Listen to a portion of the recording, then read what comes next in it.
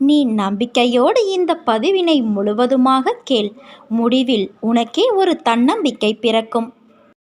உன் மனதில் உள்ள காயத்தை நீதான் குணப்படுத்தி கொள்ள வேண்டும். இல்லையென்றால் காயத்தால் வந்த கோபம் உன்னுள் தேங்கி நின்று உன் மனதை அசுத்தமாக்கி உன்னை சுற்றி இருக்கும் அனைவரையும் காயப்படுத்தும்.